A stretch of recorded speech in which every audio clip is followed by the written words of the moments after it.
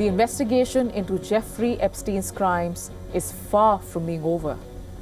There is a property owned by the late sex offender which remained on the sidelines for years, as other locations became the center of investigation and scrutiny. But in the past few months, after the release of 3 million pages from the Epstein files, a ranch near Santa Fe is now under the lens. A property sprawling across 10,000 acres.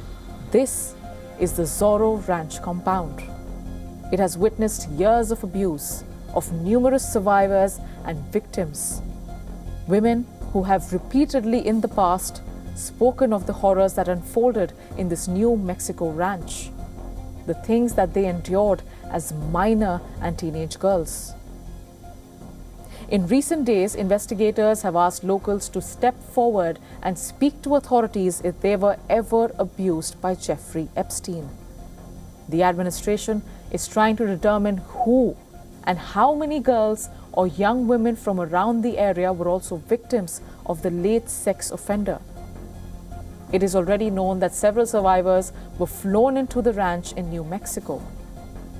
Virginia Giuffre, the most known and outspoken survivor of the entire saga, was one of them.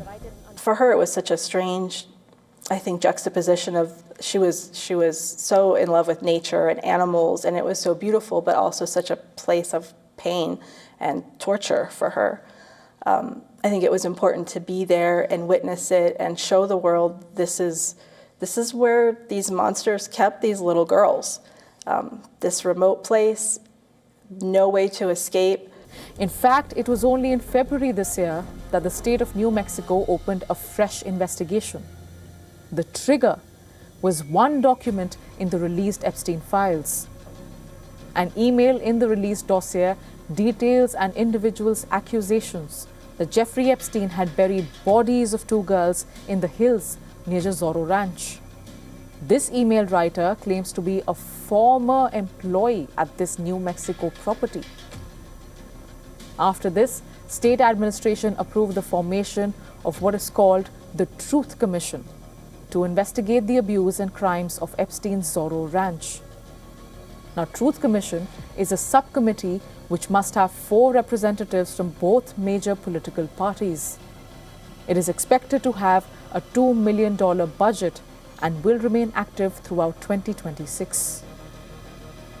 The probe from a fresh lens also comes after another email from back in 2019, which revealed that federal agents had in fact not searched this particular property of the disgraced financier. This email was written by a prosecutor to the co-executor of Epstein's real estate. In fact, Epstein's other properties have been under intense scrutiny ever since the probe began into the convicted offender. His New York townhouse, the mansion on Palm Beach, which was investigated back in 2008, one of the early probes to take place. Then the apartment in Paris, the Little St. James Island, which is infamously known as Epstein Island. All of them have been scrutinized over the years. Yet, somehow, this ranch in New Mexico was overshadowed. The files and statements, the rallies, the pressure from the likes of Virginia Giuffre has kept this investigation alive. In fact, it has been a year as we speak since one of the most important faces of Jeffrey Epstein and Ghislaine Maxwell's investigation passed away. As this new phase of probe begins and gains momentum in New Mexico, miles away in Washington, D.C., Giuffre's first death anniversary brought many survivors and their families together. Hi, my name's Anushka DeGiorgio. I'm a survivor of Jeffrey Epstein and Ghislaine Maxwell.